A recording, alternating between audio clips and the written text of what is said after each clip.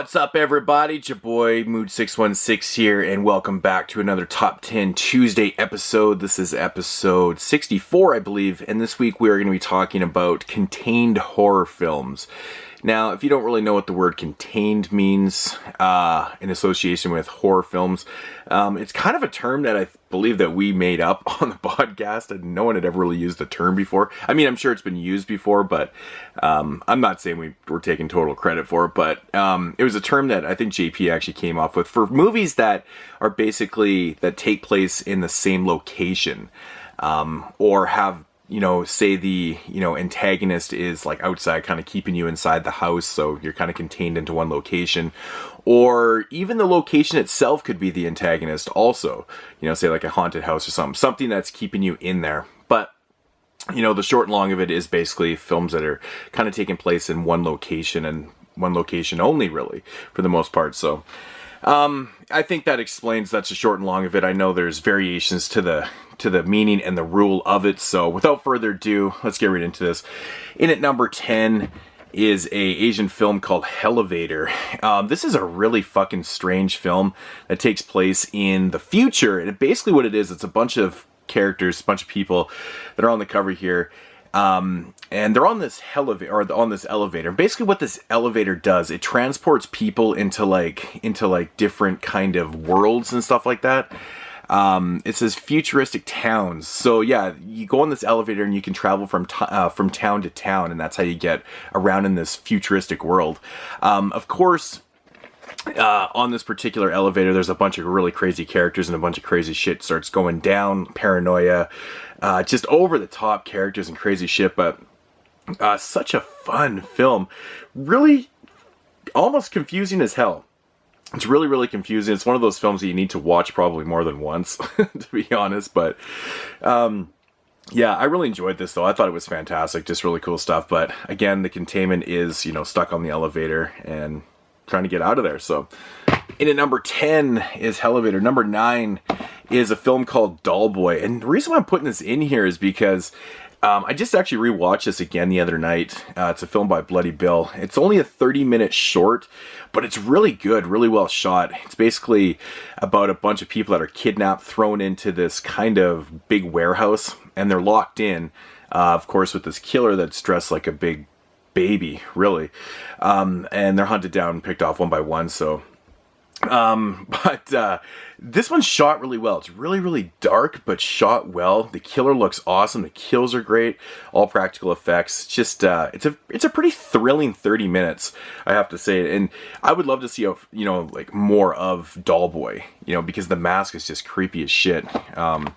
Yeah, I mean, look at him right there. It looks creepy because that face should not be on that huge ass body. Yeah, really, really good stuff, though, man. I love this. I had about a half an hour to kill off yesterday. So looking for something to pop in just for a little bit. And yeah, Doll Boy, really good stuff. So yeah, that was number 9.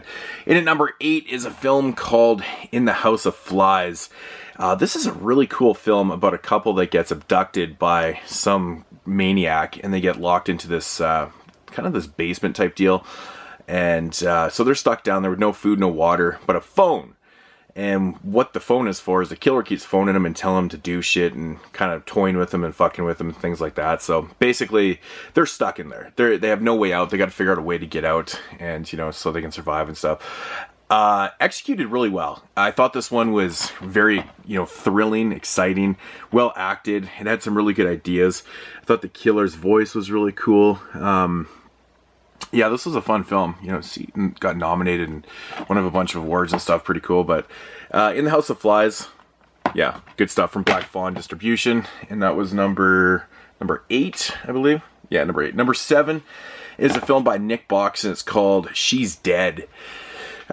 Basically with this one's a little different. It does take place all in one location, but it's about a guy that wakes up next to a dead body after like a one-night stand, and he kind of freaks out, doesn't really know what to do. He's not sure if he's responsible for the dead body or whatever.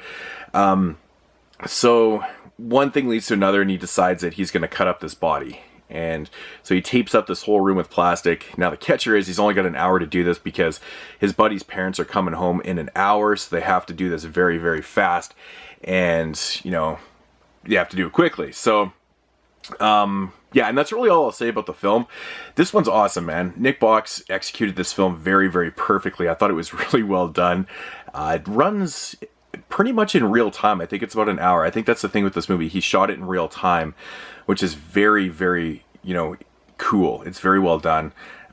Yeah, really good premise, this one. Executed awesome. If you can ever get your hands on a copy of this, I don't know where you'd ever find these. This Blu-ray was only limited to 50. He didn't actually write down my number. He forgot to.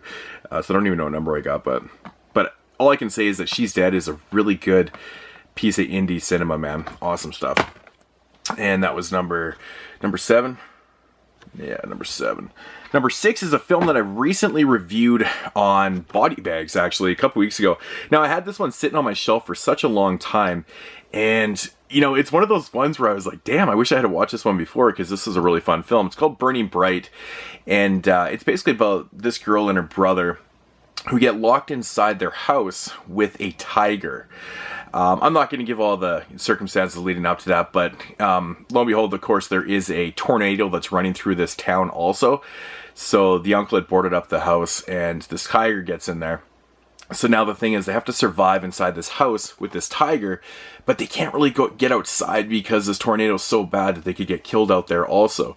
So it's got a really interesting premise. I have to say, there's a lot of thrills and excitement in this film, a lot of really well shot scenes. And the thing that really amazed me about this film is the fact that the tiger is actually practical. It's a real tiger that they use in this film, and some of the scenes are just like, fuck, man. I don't know if I'd necessarily want to be filming with this tiger around me that close, but it's good though, man. It's a very simple premise, executed pretty well. Doesn't overstay its welcome. It runs 86 minutes, but it goes by really fast, and that's a good thing. So, yeah, of course, there is some twists and turns in this one.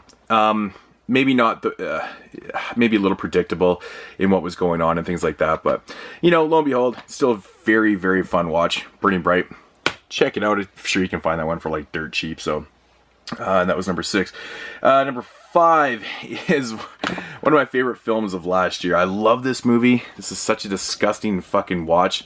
Called Septic Man. It's basically about a guy that he's a septic man, and what's happening in a small town is the water's been contaminated. And of course, him being a septic man, he needs to figure out what the hell's going on.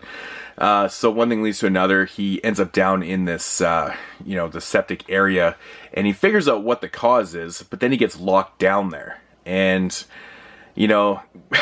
unfortunately for him, he gets stuck in there with all this kind of toxic shit and these other things that are in there, which I won't give away. And he starts starts transforming into basically like the Toxic Avenger. But his transformation scenes are just nasty, man. It's fucking gross, because there's literally like shit and other things down there, and it's just gross. But yeah, the horror is that he's stuck down in this thing and he can't get out. It's a really well executed film, in my opinion. I thought there was some really good moments in this, really gaggable moments, but I thought it was a very interesting idea for a film. It's kind of like, like I said, the Toxic Avenger in a way, but not really. But, in a sense, kind of, because he's a hero, or supposed to be a hero. But, Septic Man, check it out if you haven't. I really enjoyed it. I thought it was great. So that was number 5. And at number 4 is not necessarily a horror film, more of a thriller. But I put this one in here because this is one film that I've always... It's very memorable, and it's called Bug. It's directed by William Friedkin, of course, The Exorcist, among films. The Guardian, which was most recently released by Screen Factory, which is very cool. But it's basically about Ashley Judd, and she's trying to escape her ex-husband, who's just fucking nuts, and she relocates herself to this hotel. She picks up this character, I can't remember what the character's name is, but he's played by Michael Shannon. Anyways, they start this relationship inside this hotel room.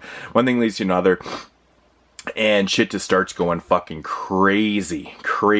It's just, this movie's so filled with paranoia and other weird things that are happening. It's so intriguing to watch because you don't really know where it's going. It's very exciting, very thrilling. It's a really well executed and acted film too. Michael Shannon and Ashley Judd do a fantastic job in this film. They just they complement each other so well in this one. So. But yeah, if you haven't seen this film, definitely give this one a shot. It's really fantastic stuff. So, That is Bug. Yeah. In at number 4. In at number 3 is another one from last year that I thought was just fantastic. Superiorly, like super underrated, which is Crawl or Die. This one is basically about a group of elite soldiers that are called in to find this girl who, now in the world that this movie is set in, women can't have babies anymore. So, but they find out that there's this one girl that can actually have kids, so they're called in to go and find her. They get trapped inside these underground tunnels, and they got to figure out a way to get out of them. And of course, there's like little creatures and shit that's, you know, following them and trying to get them too. Wow, man, this movie is just so fucking intense, so well shot and acted. I don't even know how they actually shot some of these scenes in this film. It's really, truly amazing how they did it. I think this is just a perfect example of a film that you don't need a high budget to make so exciting and just amazing. If you haven't seen Crawl or Die, give this one a shot. It's just really fantastic. The claustrophobic feel of this film is almost too much to handle at times. Like, it's really... it even says heart-pounding claustrophobia. Yeah, the claustrophobia in this film is something else. If you are a claustrophobic person, this might actually be a hard watch for you, because it's that intense, and it really does kind of pull you in, you know, quite figuratively, but literally it's insane to watch. So Crawl or Die, check it out. Really good contained horror film. It's good stuff. That was number 3. And then number 2 is another one here from Black Fawn, and it's called The Door. This one is a really interesting film about a guy that takes this job from this kind of mysterious person inside this warehouse, and his only thing, his whole job is just to watch this door. He sits at this desk and just watches this door that's straight, you know, across from him. And of course, one thing leads to another. He gets a little bored. His girlfriend and his friends phone him up and stuff. They come by this warehouse, and they get curious about the door, open up the door, of course, and they get trapped inside, and now they got to figure out a way to get out. It's very psychological, very atmospheric, very well acted. Got some good gore, some good kills. This is one that's very, highly underrated. I haven't really heard a lot of people talk about this one. There's been a few people that have been talking about this, but man, such a good film. You know, it's just, you don't really know where it's going. It's very intriguing, but yeah, if you can get your hands on The Door, definitely give it a shot. Fantastic stuff. So yeah, The Door in at number 2. And in at number 1, of course, I'm not pulling any punches here, and I'm going to go with Cube, just to kind of mix up things. You know, put the obvious choice in at number 1. But yeah, Cube, of course, about, I think, 5 or 6 people that wake up inside this cubed area. They don't know why they're there or how to get out of this cube. Basically, in my opinion, this is the film that kind of inspired Saw's idea a little bit. You know, it's very kind of similar, but I think Cube is just a fantastic idea of kind of, you know, not underrated or anything, but it's overlooked now because of Saw and stuff. But yeah, really great film. It's intense, fun. You know, I always thought this one was just such a blast to watch. It spawned a couple really terrible sequels, unfortunately, but yeah, you know, Cube, good stuff. So anyways, guys, that is gonna do it for this top 10. Quick little recap. I'll just look down right there. You got Elevator, Dollboy, In the House of Flies, She's Dead, Burning Bright, Septic Man, Bug, Crawl or Die, and The Door, and of course Cube at number 1. Yeah, you know, I didn't put some of the obvious choices on here like Saw, and there's other films. There's so many contained horror films out there that you can kind of put into the variation of the meaning of contained horror. I mean, Night of the Living Dead, Day of the Dead, you know, Dawn of the Dead all could be considered horror, or contained horror films too. But, you know, I wanted to showcase a few that you just didn't know about. But anyways, guys, that's going to do it for this episode. Peace out.